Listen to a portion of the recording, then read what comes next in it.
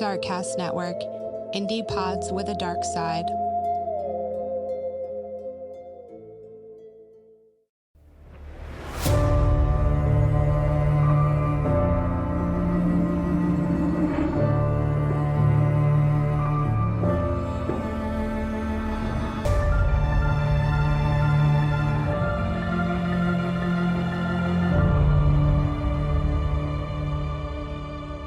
Hello and welcome back to Fuck That. Two quick things before I get into this week's episode. Number one, if you don't follow the pod on Facebook, you should. It's at @FThatPod. There is a new discussion group. You can request to join. I'm involved in it as well as other people that follow the page. But most importantly, there are a lot of people that I've worked with in previous cases that are going to be active in discussions regarding their cases as well as other cases. So if that's something you're interested in, definitely check it out. Secondly, this is something that I've been really shitty about, but I am now becoming more active with, is Patreon. It is at, you guessed it, @FThatPod. I'm going to have all of the archived episodes on there, as well as ad-free episodes, case requests, general discussions, as well as some extras. In the last episode, I covered the Long Island serial killings from the very start in the early 90s, all the way up to the recent events regarding the dirtbag that was arrested on Thursday, July 13th of 2023. I thought that episode would be a good segue into this case, which is called the Eastbound Four. Actually, there's many names. The Eastbound Strangler case, the Black Horse Pike murders. Take a pick. Many different weird monikers. But the reason why I thought that would be a good segue into this case is for a couple of different reasons. Number one, with the recent events that happened with the Gilgo Four and the arrest of Rex Heuermann, a lot of people started chattering again about the possibility that these two cases are connected, which they aren't, by the way. But more importantly, I think what's important is the parallels between the two regarding the women involved.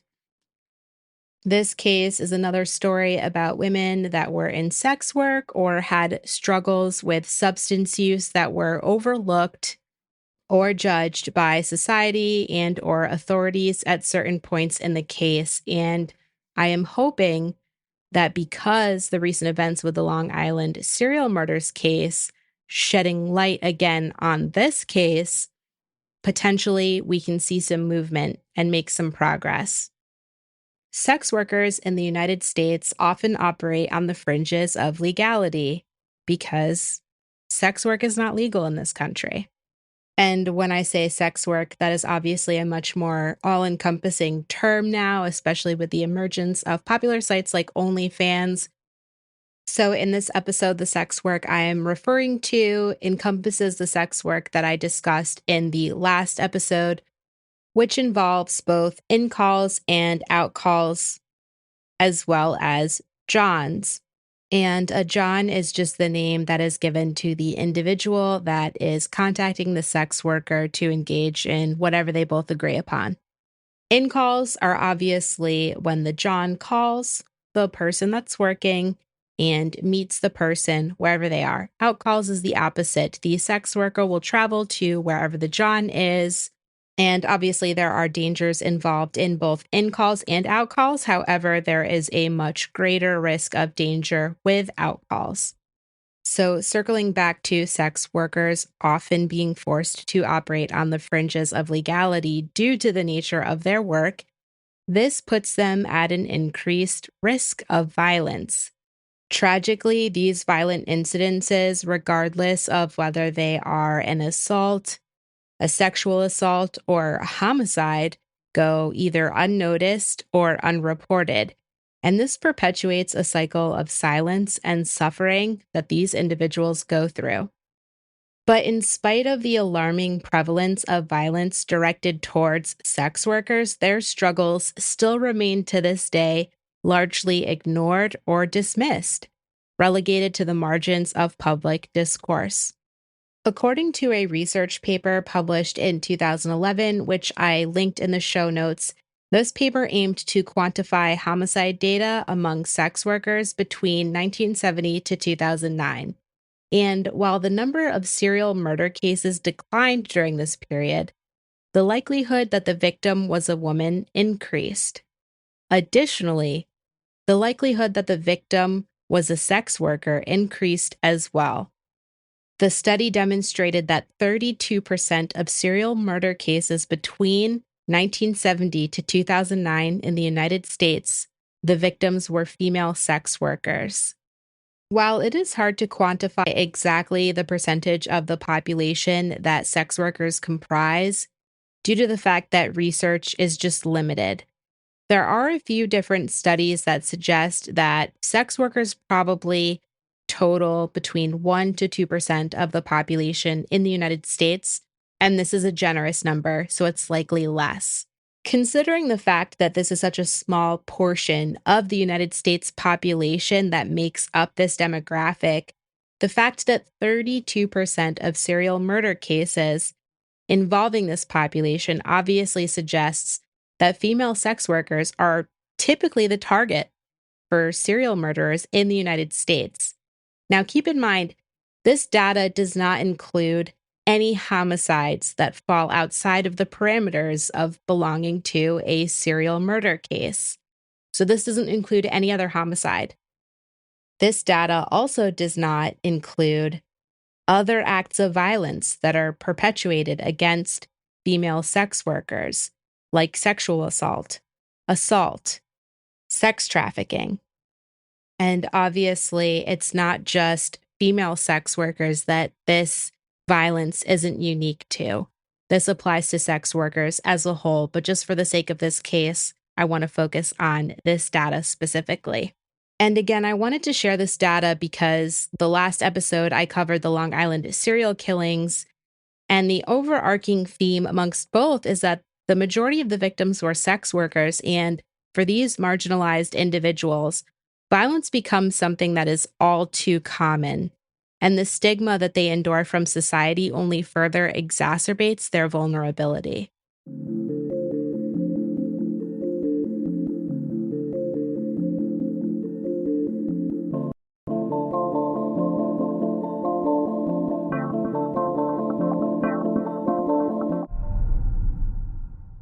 Located approximately 14 miles west of the heart of Atlantic City, New Jersey, lies Egg Harbor Township. Positioned between the Atlantic City Expressway and the Black Horse Pike, there exists a deserted service road lined by a series of motels that features a drainage ditch that feeds into Lakes Bay.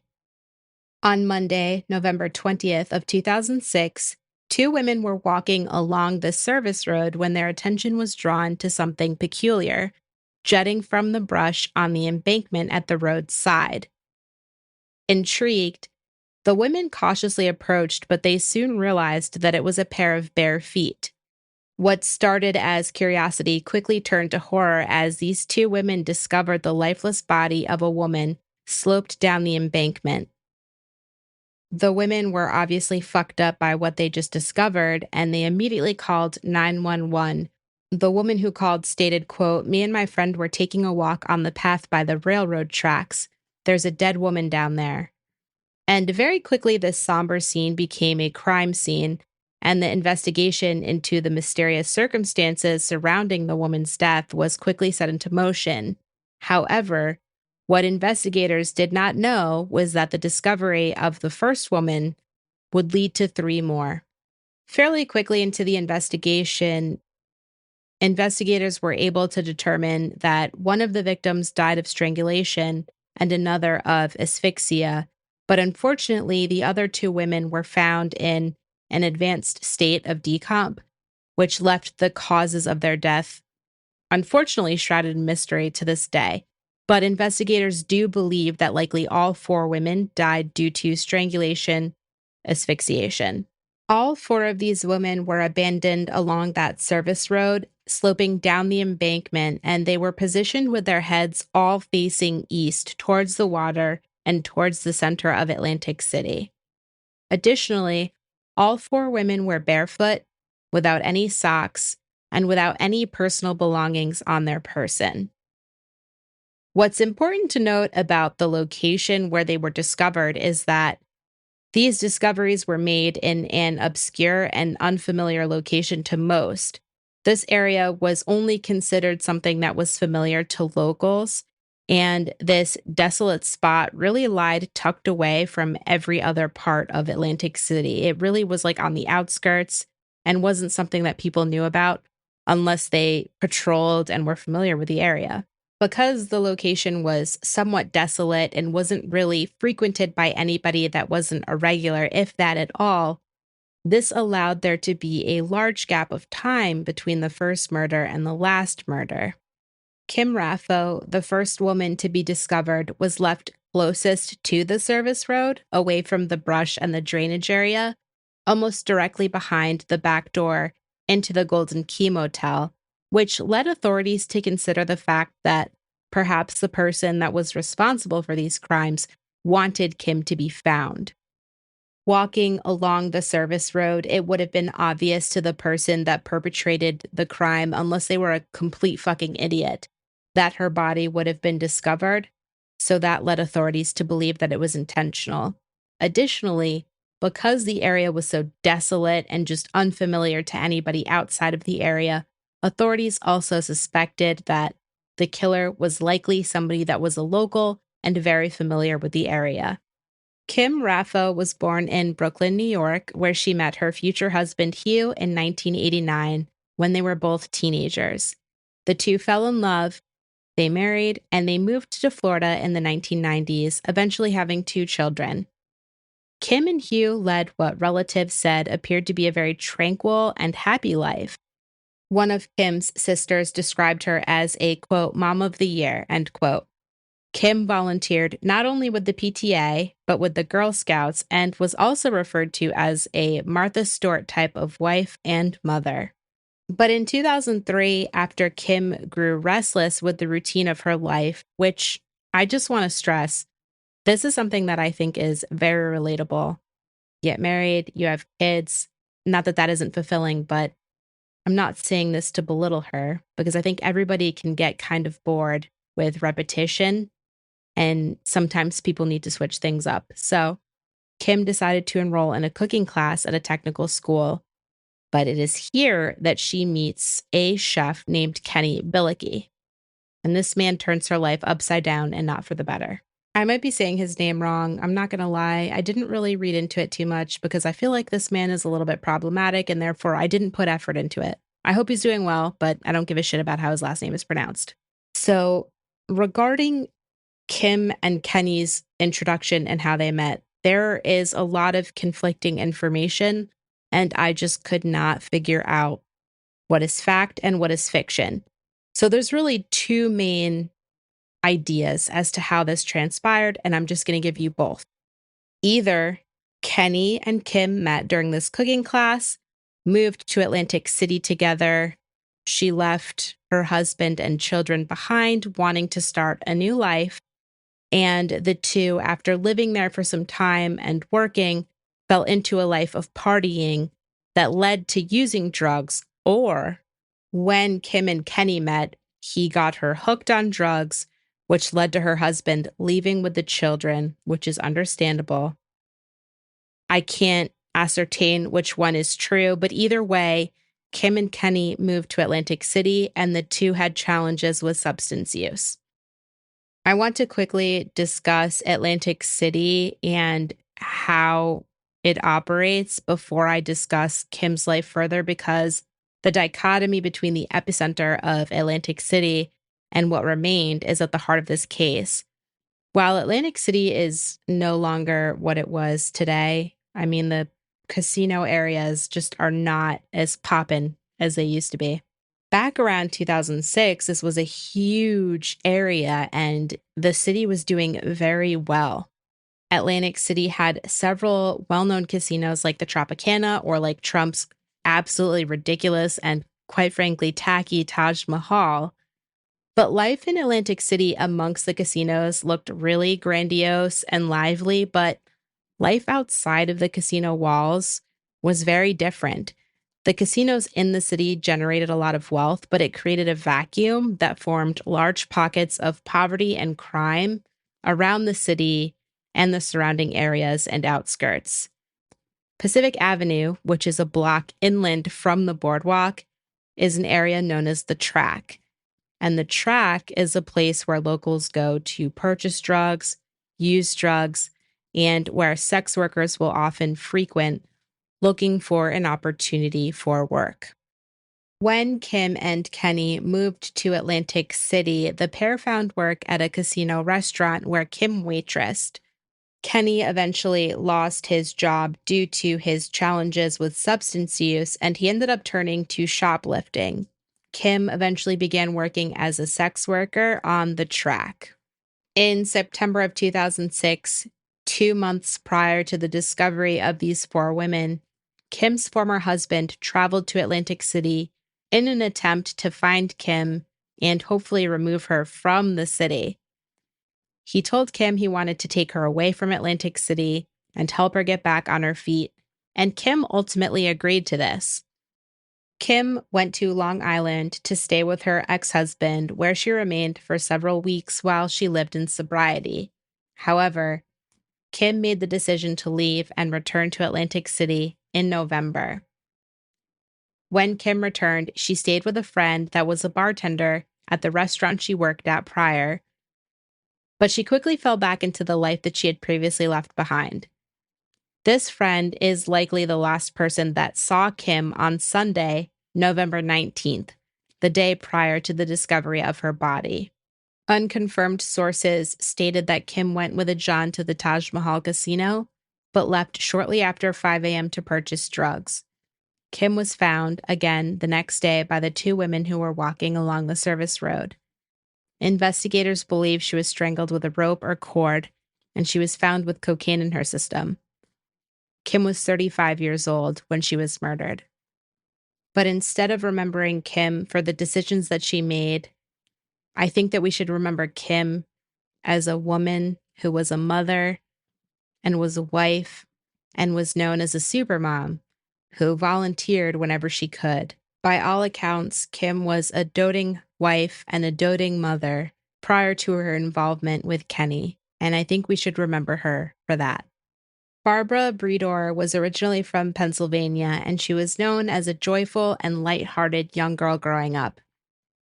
Barbara unfortunately was faced with the challenge of coping with her father's sudden death, and she had a really hard time making sense of this, which eventually caused her to leave Penn State University early. In 1997, Barbara had a daughter, which was something that she always wanted to do. She always wanted to become a mom. But unfortunately, the relationship with her boyfriend was abusive. So for that, among other reasons, she asked relatives in Florida to take care of her daughter for her. Barbara ended up renting a house near Atlantic City, where she managed her family's boardwalk jewelry store. And in addition to that, she worked as a cocktail waitress at the Tropicana Casino. But Barbara's challenges with coping with the difficulties that she faced in life were just too much for her at the time, and she began to self-medicate in an attempt to cope with the challenges that she faced. Barbara's substance use obviously created instability in her life, and she eventually turned to sex work. Barbara disappeared on October 17th, and after her sisters, whom she was still very close with and in open communication with, attempted to report her missing to authorities, they were dismissed by the police due to her prior arrest for sex working charges. Really surprised by that because I've literally never heard of that happening before, ever. Because of the authorities' indifference to yet another person who turned to sex work in an effort to make ends meet, her body was not discovered until the discovery of Kim. But at that point, Barbara's body was so badly decomposed that it was unfortunately impossible to determine the cause of death. However, authorities did reveal that she had a potentially lethal level of heroin in her system. Despite the challenges that Barbara faced, her sisters stated that they will forever cherish the memories of their happy childhood together in the Philadelphia suburbs and the summers that they spent together on the Jersey Shore. Barbara, who was 42 at the time of her death, had a life journey that was marked by ups and downs. But Barbara, like Kim, was more than the hardships she faced and the choices that she made. Molly Jean Dilts grew up in Black Lick, a small mining town in Pennsylvania. Tragically, as a teenager, she endured not only the loss of her mother, who was waiting for a heart transplant, but her brother as well, who died by suicide. Molly had a young child for whom she sought care for from relatives. Molly obviously had a very tragic life given the immense amount of loss that she had faced. So she decided to move to Atlantic City to start fresh, and she worked as a fast food cook. Now, some sources say that Molly worked as a sex worker. Many others say that she did not. This has been unconfirmed and still remains a speculation. Personally, I don't think it really matters because her life was taken away, and her choice of work doesn't fucking matter. Friends close to Molly did reveal that she struggled emotionally and often expressed thoughts of suicide, which I think, given the circumstances and all the challenges that she faced, is not surprising. In an attempt to cope with what she faced, Molly often turned to drinking. On October 7th, Molly left her residence and later vanished after reaching out to her family. Molly was the first victim among the four women, and unfortunately, the cause of her death remains undetermined due to the advanced state of decomposition. Investigators believe that she was likely left there in a state of decomposition for at least a month. Molly had no traces of drugs in her system, but alcohol was found in her system. Molly was 20 years old at the time of her death. Molly's father, Werner, spoke very highly of her, emphasizing that Molly was a good woman and a devoted mother. One of her uncles said after her death that she was, quote, a warm and loving, caring kid. She had a lot of good to spread to the world, and it's just a shame that she won't be able to do that.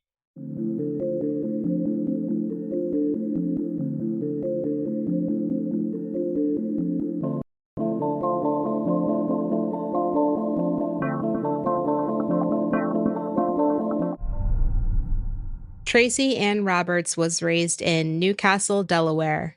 During her teenage years, she dropped out of high school and briefly pursued a career as a medical assistant.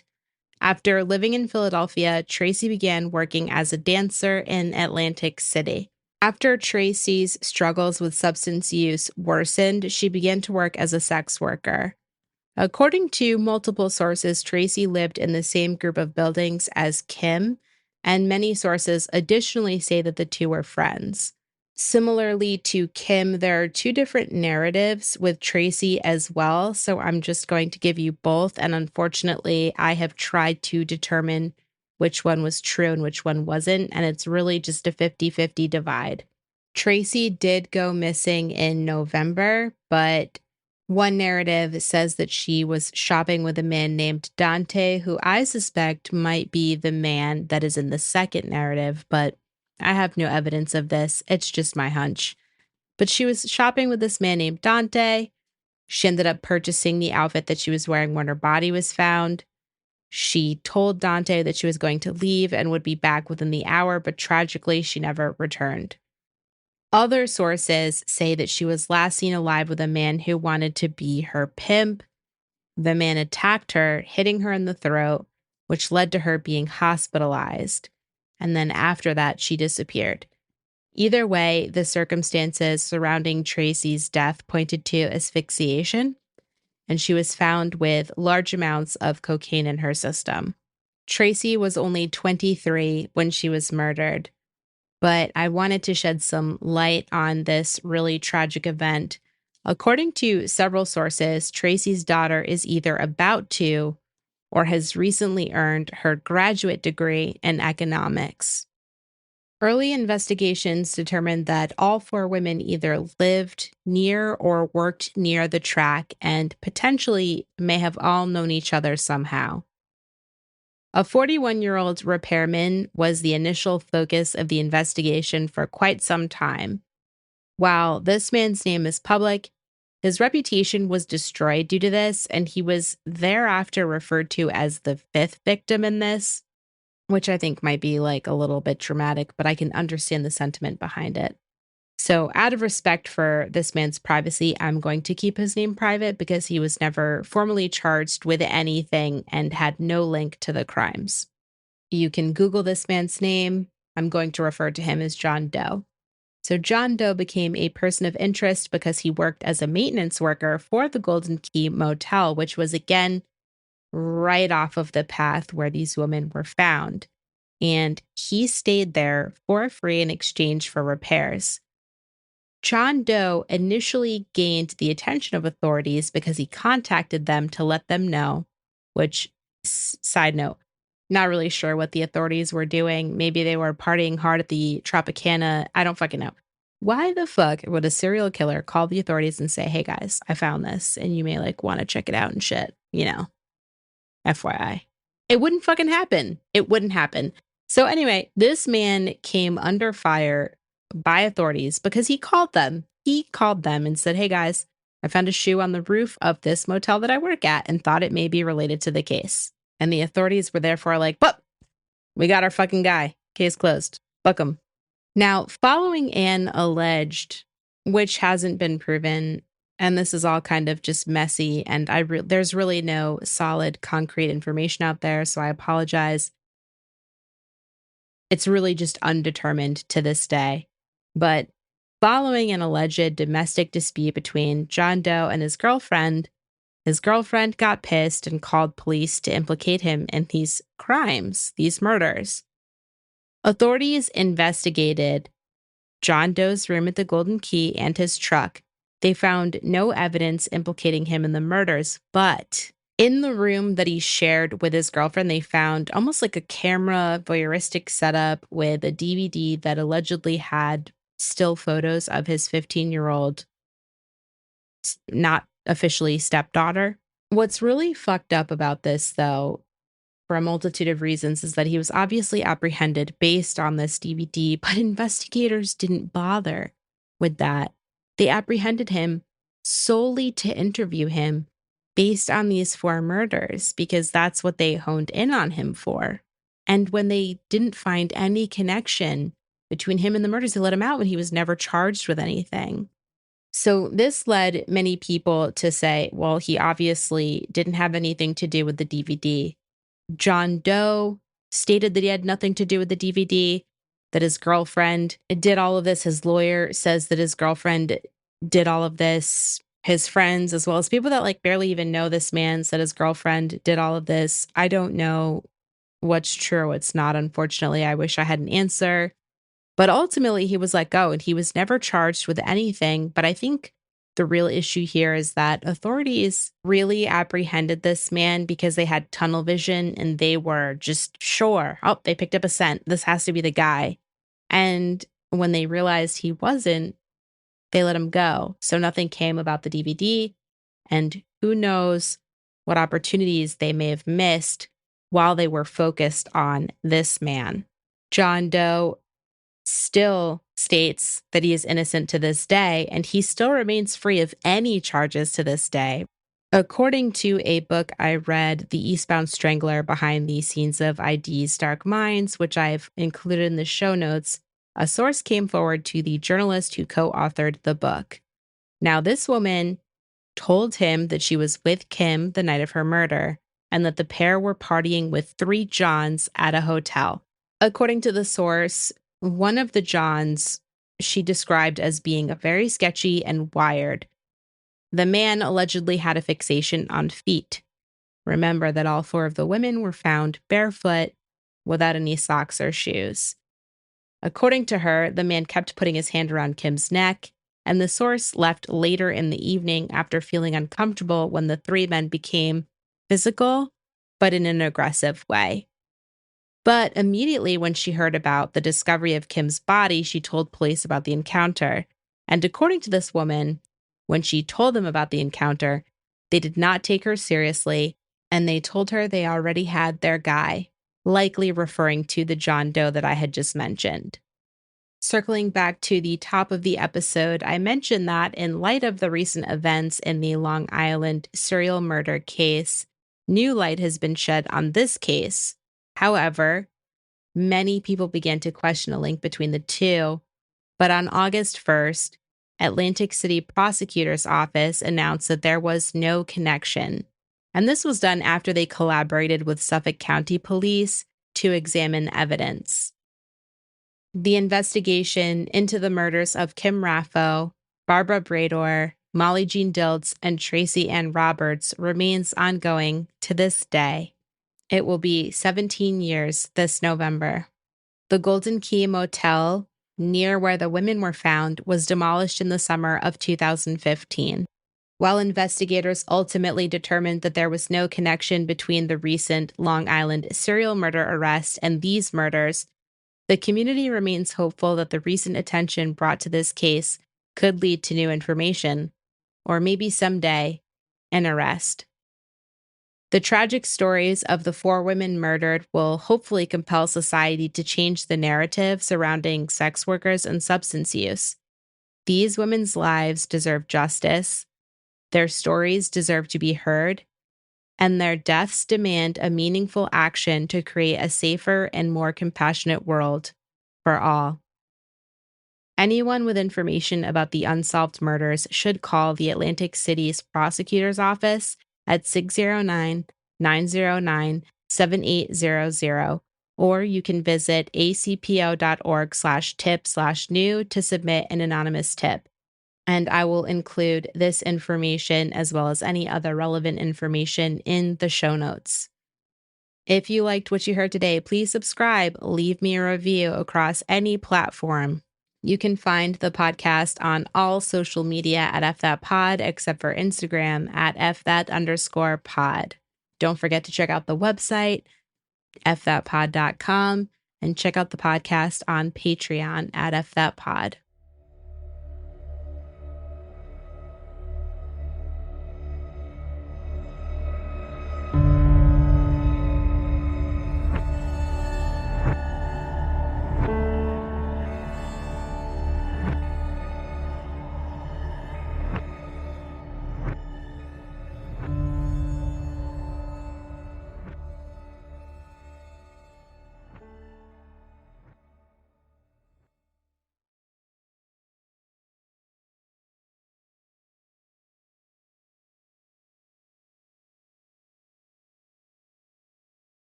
Darkcast Network, indie pods with a dark side.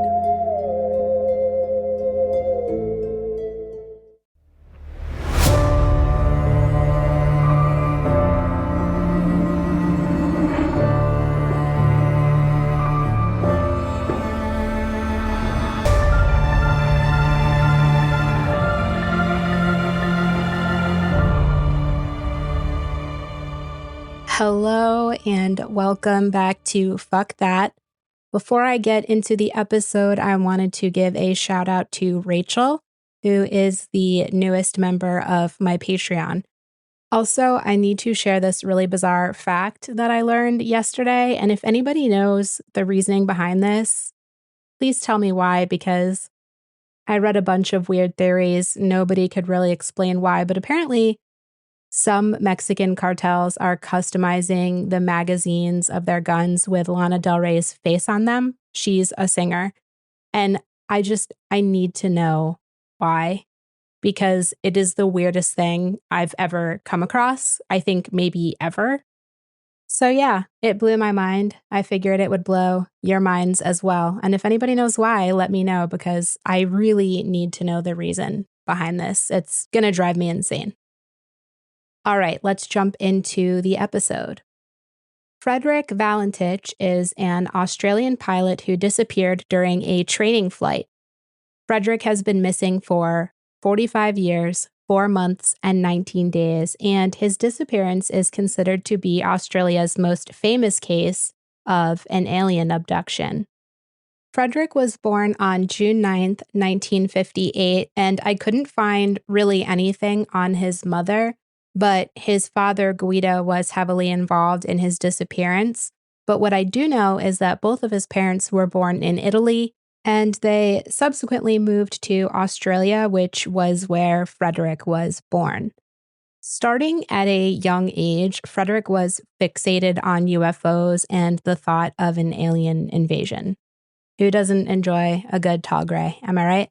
Those are my favorite aliens. But anyway, his father did disclose that Frederick's fascination was somewhat a concern and that he was sometimes preoccupied with the thought of what could happen if there ever was an alien invasion, which is valid. I've seen Mars Attacks. I've played Duke Nukem. I know how that goes, and I'm not here for it. Shortly before the flight where he would disappear, there are a lot of sources that say that Frederick had disclosed to some people that he had seen a UFO moving very quickly throughout the sky.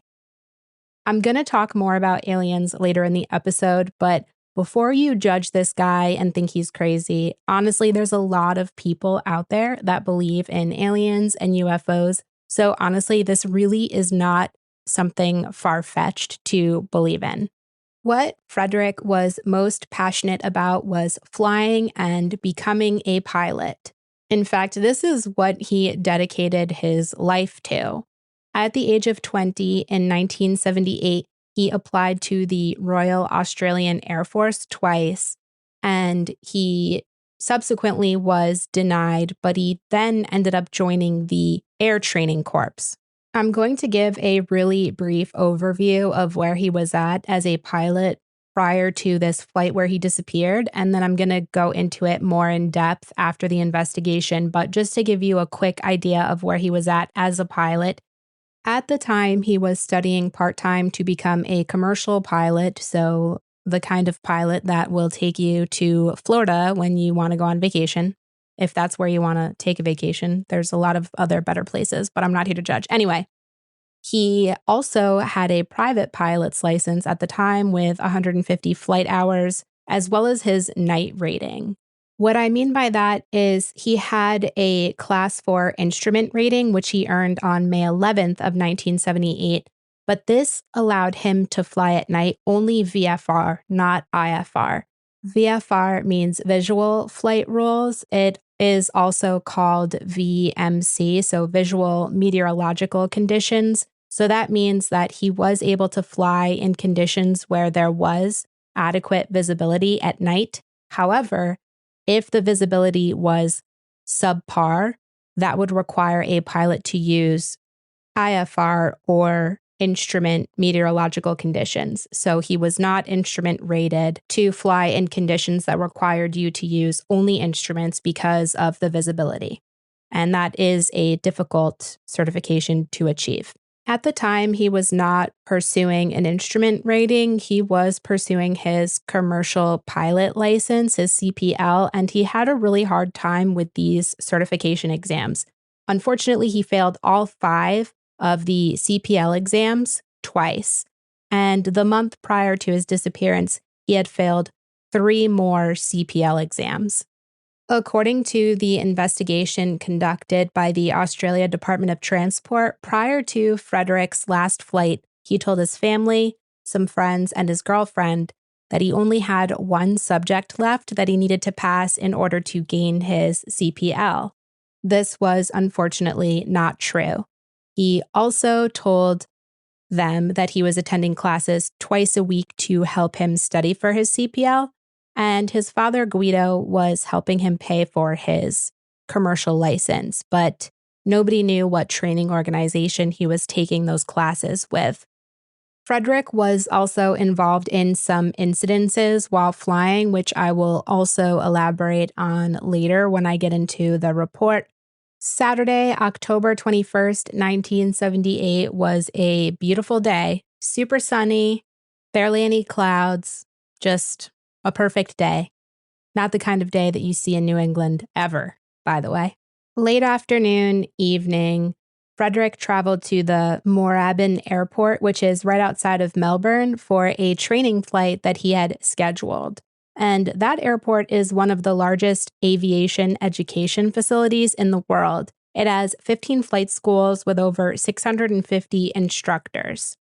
Frederick was well known at the airport, and he booked a Cessna 182 light aircraft, which is a 4-seater single-engine plane. The weather forecast was clear, and he filed a flight plan to King Island, which is one of the Tasmanian islands across the Bass Strait. The Bass Strait is a channel of seawater that is between the Australian coast of Victoria and the island state of Tasmania. And at this point, various bodies of water meet within the strait between the Tasman Sea's Pacific Ocean and the Indian Ocean, which creates strong currents and waves. I did look into the weather in this area. I also looked at the weather at altitude, and what's interesting is typically at altitude, the wind will be stronger, but at altitude, it's a lot less. But sometimes the weather in this area can be super unpredictable, especially with squalls and bad weather coming in. I'm going to talk about the weather that particular day in depth later on, but overall, the conditions that day on the ground, additionally at altitude for a flight, they were more than ideal conditions. With that being said, after Frederick's disappearance, the Bass Strait did get a moniker, which is the Bass Strait Triangle, because the currents can be really strong, the waves and the wind can be strong. There have been a decent amount of shipwrecks there. So once this happened, it got the nickname of the Bass Strait Triangle. But suffice it to say, the weather is much worse for people that are in the water on boats. Okay, so when pilots are flying, they typically try to reduce the time spent flying over water. You can typically land a plane in an emergency on land. Can't really do that over the water. So the typical flight plan to King Island from that airport was to fly along the coast, and I'll post photos of this on social media from the Department of Transport because they have a lot of nice images where they highlight the flight pattern. Anyway, so you fly along the coast to the western entrance to the strait by Cape Otway.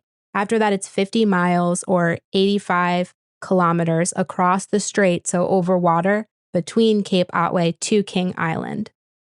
According to the investigation summary report, Frederick submitted a flight plan for a night VMC flight, so those are the conditions I had mentioned earlier, which he was certified for, from the airport to King Island and back. And he did this after he obtained a meteorologic briefing just around 5:23 p.m. The cruising altitude in his flight plan was below 5,000 feet, with estimated time intervals of 41 minutes during the first stretch of flight to Cape Otway, and from there to King Island, it would take an additional 28 minutes. So 69 minutes of flight time. Nice. Frederick did not arrange for aerodrome lighting, which is just airport lighting, to be illuminated for his arrival at King Island, and he advised the briefing officer and the operator's representative that he was traveling to King Island to pick up 3 friends, and he brought 4 life jackets with him on his flight. However, prior to his flight, Frederick told his family, girlfriend, and some friends a totally different story. He told them he was flying to King Island to bring back crayfish. At 6:10, the plane that he was flying was refueled to capacity with a departure time of exactly 6:19. After Frederick departed, he established 2-way radio communications with Melbourne Flight Service Unit. Frederick reported his arrival at Cape Otway exactly 41 minutes into his flight, which is exactly how long it was supposed to take, at 7 p.m.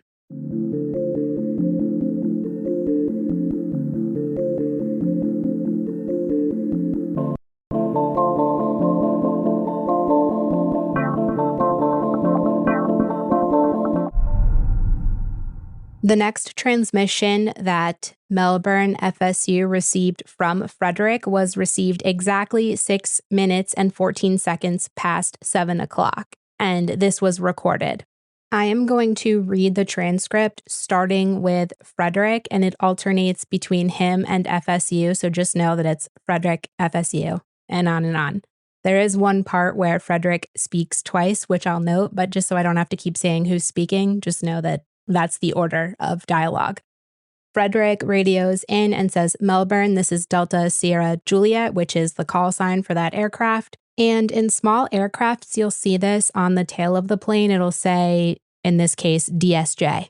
And that is how the pilot will address air traffic control, and air traffic control will address the pilot. Or in this case, it's the Melbourne Flight Service Unit. So anyway, Frederick radios in and says, Melbourne, this is Delta Sierra Juliet. Is there any known traffic below 5,000? Delta Sierra Juliet, no known traffic. Delta Sierra Juliet, seems to be a large aircraft below 5,000. Delta Sierra Juliet, what type of aircraft is it? Delta Sierra Juliet, I cannot affirm. It is 4 bright, it seems to me like landing lights. Delta Sierra Juliet? Melbourne, this is Delta Sierra Juliet. The aircraft has just passed over me at least 1,000 feet above. Roger, and it is a large aircraft, confirm. Unknown, due to the speed it's traveling. Is there any Air Force aircraft in the vicinity? Delta Sierra Juliet, no known aircraft in the vicinity. Melbourne, it's approaching now from due east towards me. And then it says open microphone for 2 seconds, which essentially means that he's holding on to the button to communicate via radio, but he's not saying anything. And there's going to be a lot of this from here on out. Frederick then radios in again and says, Delta Sierra Juliet, it seems to me that he's playing some sort of game. He's flying over me 2-3 times at speeds I could not identify. Delta Sierra Juliet, Roger, what is your actual level? My level is 4,500, 4500. Delta Sierra Juliet, and confirm you cannot identify the aircraft? Affirmative. Delta Sierra Juliet, Roger, stand by. Melbourne, Delta Sierra Juliet, it's not an aircraft, it is open microphone for 2 seconds. Delta Sierra Juliet, Melbourne, can you describe the aircraft? Delta Sierra Juliet, as it's flying past, it's a long shape. Open microphone for 3 seconds. Cannot identify more than that as it has such speed. Open microphone for 3 seconds. Before me right now, Melbourne. Delta Sierra Juliet, Roger, and how large would the object be? Delta Sierra Juliet, it seems like it's stationary. What I'm doing right now is orbiting, which essentially means that he's just flying in a circle. And the thing is just orbiting on top of me. Also, it's got a green light and sort of metallic, like it's all shiny on the outside. Delta Sierra Juliet? Delta Sierra Juliet. Open microphone for 5 seconds. It's just vanished. Delta Sierra Juliet? Melbourne, would you know what kind of aircraft I've got? Is it a type military aircraft? Delta Sierra Juliet. Confirm the aircraft just vanished? Say again. Delta Sierra Juliet, is the aircraft still with you? Delta Sierra Juliet, it's open mic for 2 seconds. It's now approaching from the southwest. Frederick then says again, Delta Sierra Juliet, the engine is rough idling. I've got it set at 23, 24, and the thing is, to my understanding, rough idling is not a good thing. And what he means by I've got it set at 23, 24, he means 2,300 to 2,400 RPMs.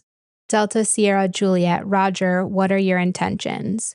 My intentions are to go to King Island. Melbourne, that strange aircraft is hovering on top of me again. Open microphone for 2 seconds. It is hovering and it's not an aircraft. The second that he reported that he had a rough running engine and his intention was still to continue his flight to King Island, the alert phase was declared. And the aerodrome emergency procedures were activated at King Island, and King Island Flight Service was recalled to duty.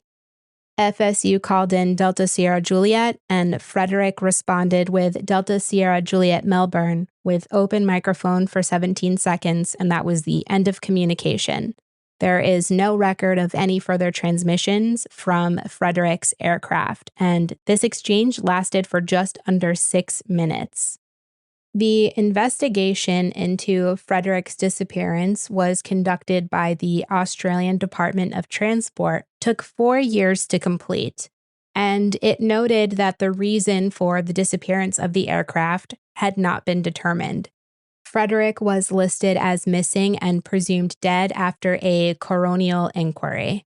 The alert phase of SAR, which is search and rescue procedures, was declared at 7:12, and at 7:33, when his aircraft did not arrive at King Island, the distress phase was declared and search action was commenced. A very intensive air, sea, and land search was continued until October 25th of 1978, 4 days later, but there was absolutely no trace of the aircraft found. It was through this investigation that they were able to determine that Frederick had told everybody at the airport that he was going to pick up friends from King Island, but this directly contradicted what he told his girlfriend and family, that he was going to pick up crayfish. What is strange is there was absolutely no evidence of any passengers at King Island waiting for him to pick them up. Additionally, he didn't have any orders for crayfish except for one, which was from a member of the Air Training Corps.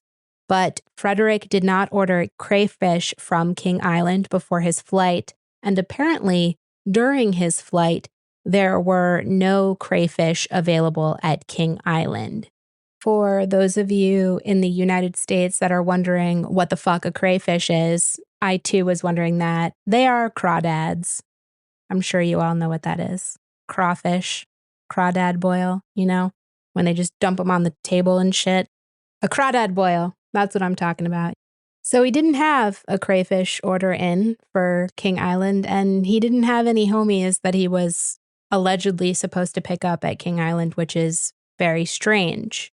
It gets weirder. Frederick told his girlfriend that he would meet her at 7:30 that evening, which obviously would have been impossible. He was still flying to King Island at that point in time. He was chatting with FSU at 7:12, and then he would have had a 69-minute flight back, so that would have been impossible, and he was aware of that because this was not his first flight to King Island. Even stranger, he did tell his father that he would be home after his flight that evening. I mentioned earlier that in his flight plan, Frederick did not request aerodrome lighting, which I initially didn't find to be strange. But as I was reading through the Department of Transport's report, they noted that the King Island Flight Services Unit was closed, which Frederick was aware of. So this meant that there would be no other lighting and nobody that he would be able to communicate with on King Island. And they stated, quote, "It seems possible that he may not have had any intention of proceeding to King Island." The report continued, quote, "His girlfriend has stated that he has perspired profusely and his voice changed in any unexpected or out of the ordinary situation. It was particularly noticed while monitoring the recorded communications containing his detailed description of the other vehicle's maneuvers that his voice remained matter-of-fact and completely normal. If it had been the pilot's intention to disappear, a number of directions of travel were open to him to maintain communication for the period he did while operating below 5,000 feet. However, it is unlikely that such a document would have been available to him, and his possible tracking directions would be listed to known coverage areas." This is the part that I found to be the most interesting. Quote, "Had the flight proceeded as planned and the aircraft did crash into the sea, it is most probable that wreckage would have been sighted.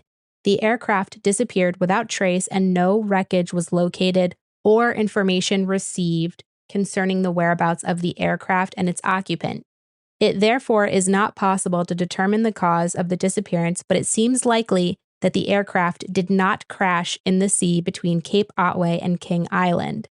I want to continue to read from the report because I think it has a lot of really good information, and this is part of the investigator's report, or note rather.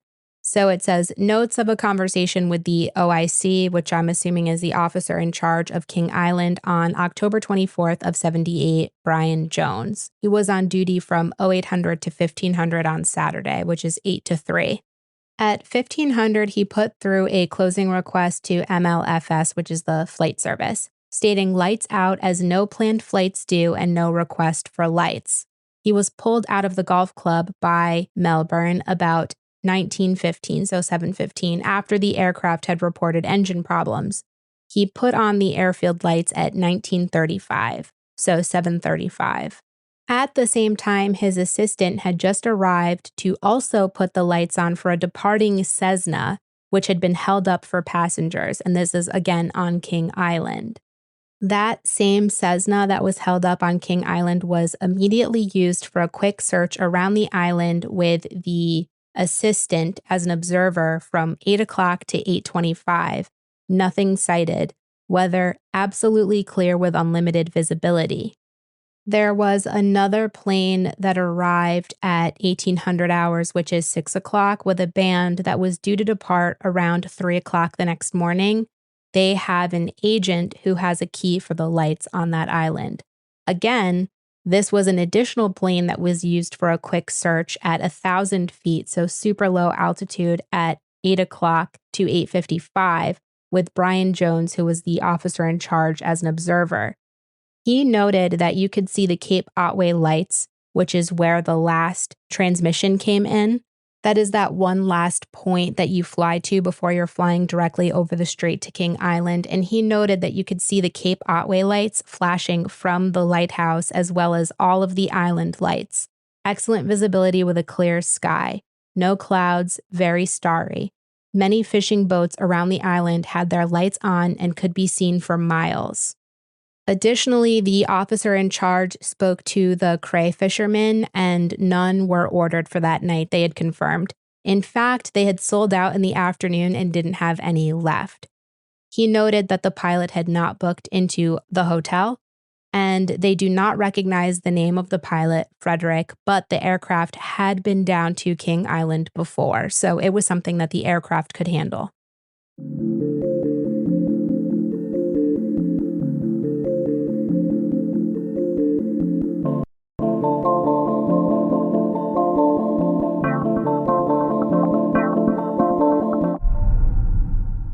During the course of the search into Frederick's disappearance, there were two big issues that were noted in the investigation.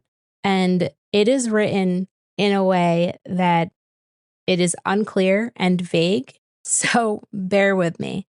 The first states that search time was lost by the Optimum aircraft.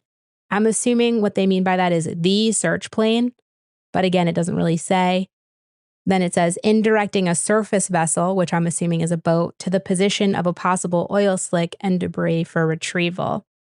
The way this reads to me is that search time was lost because this search for the oil slick and debris was happening at the same time that all of this was going down, which implies that it's probably not related, but I don't know. It is very unclear.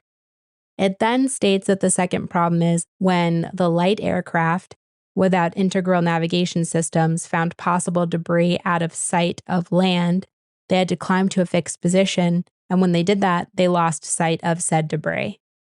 So again, two very unclear statements. They do not state yes or no, this debris could be related, but who knows? The way it reads to me is that the search was going on with the search plane while all of this was going on. It was probably not related, but I could be wrong. And that the second debris that they mentioned is a different debris site. Anyway, it's confusing. Let's move on. On October 25th, which is the following day, Frederick's father, Guido, visited the office that was conducting the investigation for the purpose of hearing the tape recording that he made before his disappearance. And they noted certain statements that he made during that conversation. At the time of his disappearance, Frederick was working for an army disposals firm. And Guido was under the impression that he was attending lectures for his CPL at an airport on Tuesday nights from 1 o'clock to 5 o'clock on Saturday afternoons. And by an airport, I mean Moorabbin, so the airport that he flew out of.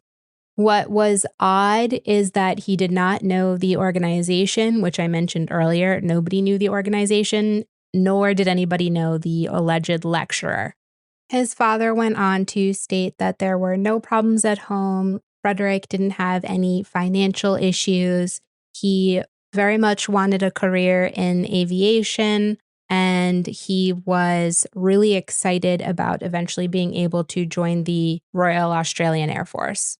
What I thought was most important of this conversation was that he stated that Frederick was a firm believer in UFOs. He had saved articles and information on UFOs and read Chariot of the Gods as well as other books. He went to see movies on the subject, and this interest started when he was at school about 6 years ago, so when he was 14. And his belief was strengthened recently when he was allegedly allowed to see the Royal Australian Air Force's confidential files on UFOs. And apparently, he wouldn't discuss these details with his family as they were confidential. There's nothing to suggest that this actually happened. So this is all just what his father is stating based on dialogue with Frederick. He then further states that Frederick's mother saw a UFO one night. She called Frederick, and he apparently saw it too. It was a large light, 10 times larger than a star. It was stationary for a while, and then it moved off at a great speed.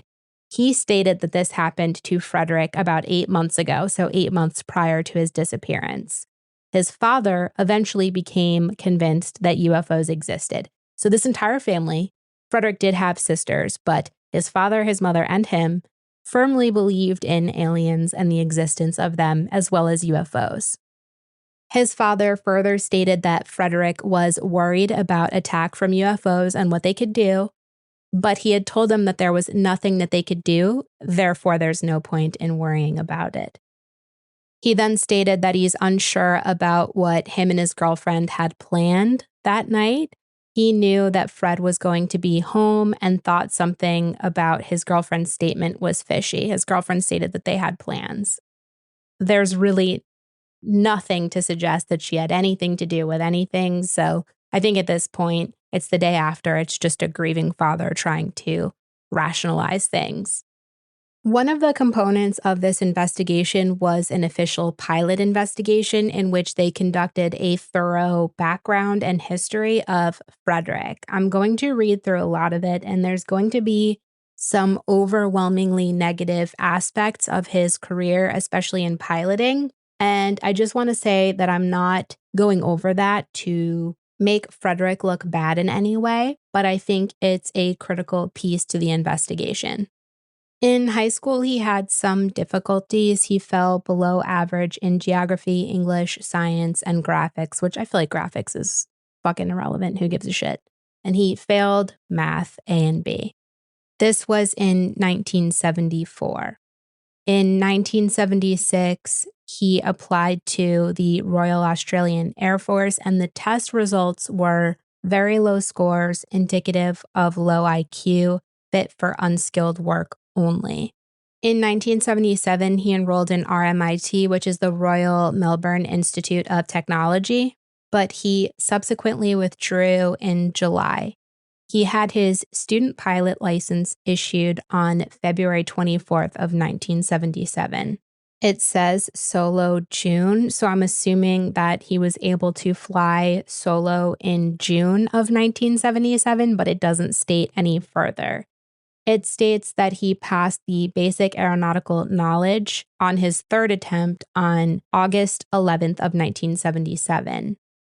He passed the restricted private pilot at his second attempt in September. His restricted PPL, so private pilot license, was issued September 23rd of 1977 with 57 flying hours. It's really impressive that he accomplished 100 flying hours in a year, by the way. That is a lot. It then discusses his PPL theory exams. So he passed his nav exams at his second attempt. He passed his aircraft performance and operations exam at his fifth attempt, and his air legislation he passed at his third attempt. Now, I know that all of this can look overwhelmingly negative, but at the end of the day, he ended up passing these exams. It may have taken him more than one attempt, but he passed. And I think that shows, honestly, tact and dedication on his part. Other points that they note in this is that his pilot logbook was not found, but it is possible that he had that with him on his flight. They stated that at the time of his disappearance, he was working as a shop assistant, but he devoted pretty much all of his energy into flying. As a boy, he had been an Air Training Corps cadet. In 1977, after he started flying, he returned to the Corps as an unpaid civilian helper. He was later taken on with the rank of airman. He was well thought of by friends and acquaintances. He was determined to succeed as a pilot. And as I had mentioned, unfortunately, this was a lie, but he had told everybody that he passed some CPL theory exams. He failed every single one. But this could have been a shame thing. This could have been a shame response. So, for example, there was one person that they interviewed that was an instructor that failed him his first time unrestricted, but he called him an average pilot. He said it was okay on instruments, never mentioned UFOs. In another interview, however, somebody said that he was a sensible pilot. He didn't drink, he didn't do drugs, no mention of UFOs. Another person called him quiet, sincere, sensible, didn't drink, didn't smoke. Another instructor called him an average pilot. So even given his background with the trouble he got into prior to taking this last flight where he disappeared and failing his exams before he subsequently passed, there were multiple people interviewed that said he was an okay pilot, but nobody said he was a bad pilot or that he had no business to fly planes. Now I want to get into in-depth the meteorologic conditions according to the Bureau of Meteorology. And today I learned what the fuck Zulu time is, which is apparently something that they use for flying. Why they don't just use regular fucking time is beyond me, but 0800, when I read this document, is 6 p.m. in Australia, Zulu time. So at 0800 on October 21st of 1978, again 6 p.m., conditions were perfect for night flying. Although a trace of stratocumulus at 5,000 to 7,000 feet and scattered cirrus at 30,000 feet were reported, no cloud was detectable between the Victorian Ranges and the northern Tasmania coast on the infrared satellite pictures at 0600 and 0900. That's 4 p.m. to 7 p.m.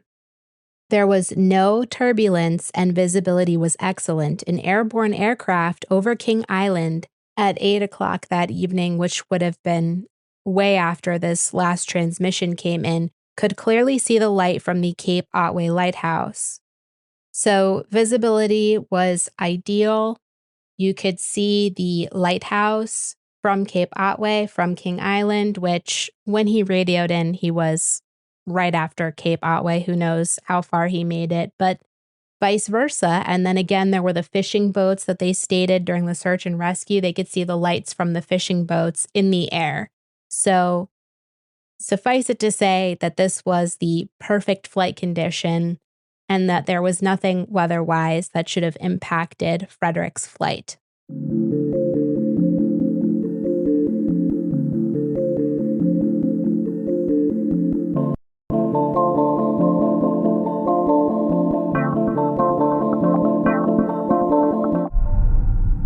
After Frederick's disappearance, particularly when people found out that he was implying that there was a UFO circling him, the media went absolutely insane and really just perpetuated the idea that a UFO had abducted Frederick. It was a complete media circus, totally honing in on this one probability and completely ignoring any other possibility of what happened to Frederick.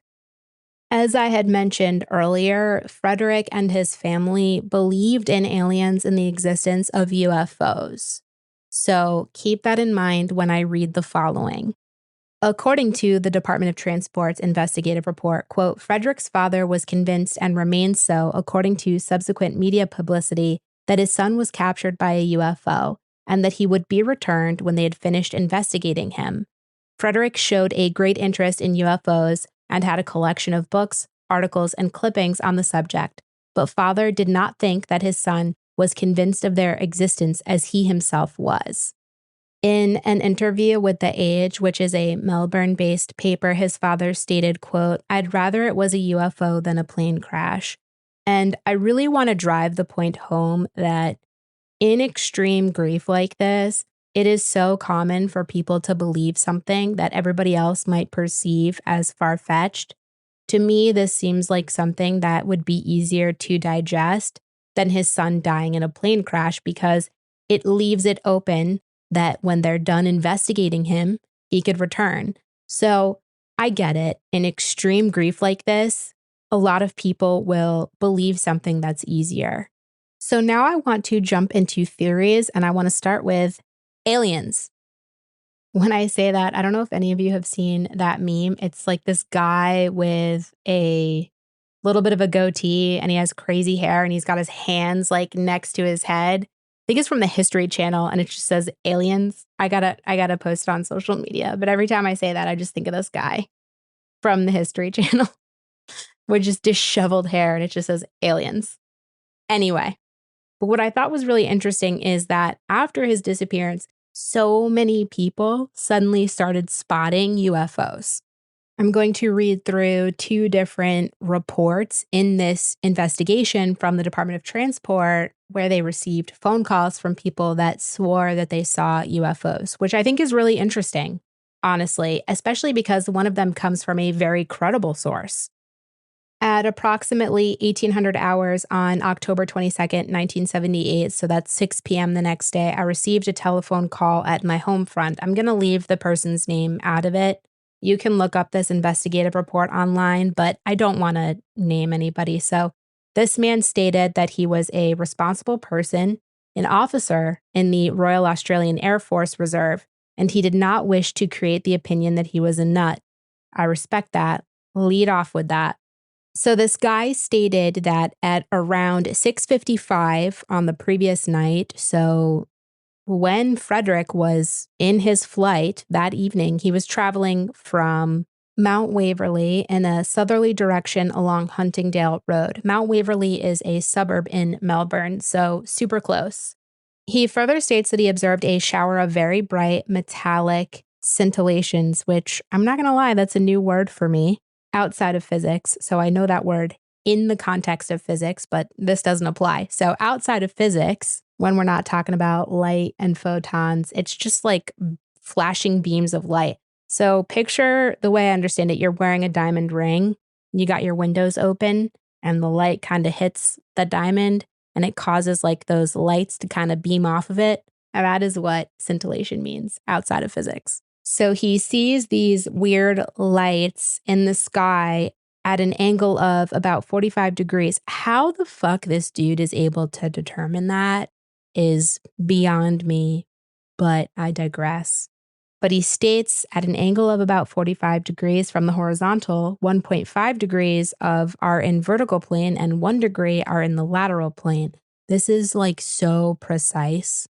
I don't know if the dude had like a really intense protractor in the trunk of his car, but this is what it says from the report. So apparently it was followed by a dark trail moving from south to north. At first, he thought it to be a meteor shower, but apparently he then thought it was a UFO sighting. Then a man named John Snow, he was driving his car on Saturday night, the same night at around 11:45, when his 11-year-old son saw a greenish-white light of some length flash quite fast across the sky to the south. But John Snow himself, nor anybody else in his family, had saw the light, just his 11-year-old son. 5 years after Frederick's disappearance, an engine cowl flap was found washed ashore on Flinders Island, which is located just east of King Island.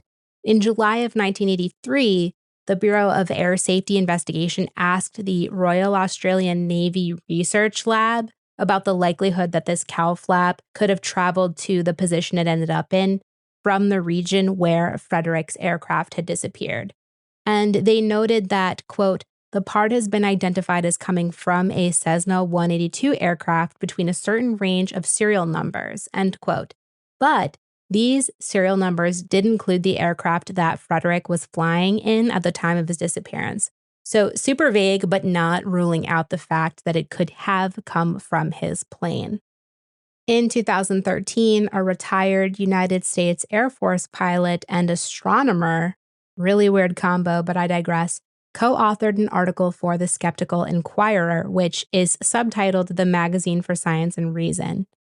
Take it for what it's worth and how you will. But according to the article, quote, as it happens, a computer search of the sky for the day, time, and place of Valentich's flight reveals that the 4 points of bright light he would almost certainly have seen were the following: Venus, which was at its very brightest, Mars, Mercury, and the bright star Antares.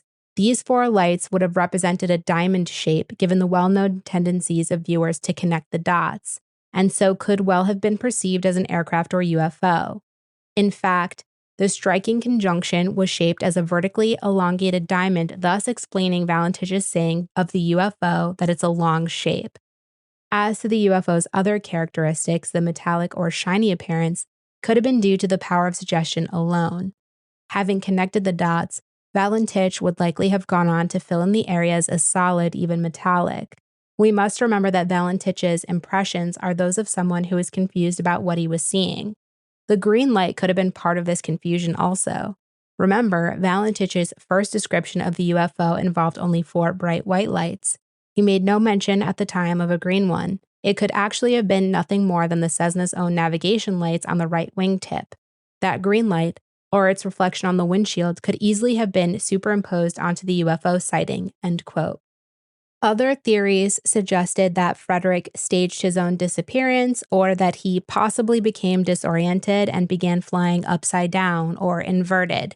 If this did actually happen, this would allow him to see his aircraft's lights reflecting off of the water. But the problem is, with the specific model Cessna that he was in, it would not have allowed him to fly inverted for a long time because the fuel system that it had was a gravity feed fuel system. So if it was inverted, that gravity would not be feeding the fuel system. Therefore, the engine would have cut off not long after the plane inverted. So who knows? It's plausible, but whether it's probable or not is beyond me. Another theory is that Frederick committed suicide, but a lot of people believe that based on interviews with several people that knew him, as well as doctors, that this was a less plausible theory. At the end of the day, we just don't know what happened, and I'm not sure that we ever will. Frederick's disappearance would not be the last. A few years later, in 1981, another aircraft disappeared without a trace in the forests of New South Wales. To this day, no trace of the aircraft or its occupants have been found. However, there are a lot of other factors that go into play with that disappearance regarding freezing over and weird temperature conditions, but a lot of people like to link the two, so I figured I would mention it as well. Frederick Valentich's disappearance is the perfect mixture of mystery, intrigue, and a dash of, I want to believe. The theories are all over the place, from a simple case of pilot error to him skipping town to start his new life, maybe as a crayfish salesman. His story is frustrating, fascinating, and it makes you want to flip the table and declare UFOs did it. But here's the thing. We're probably never going to know what really happened to Frederick.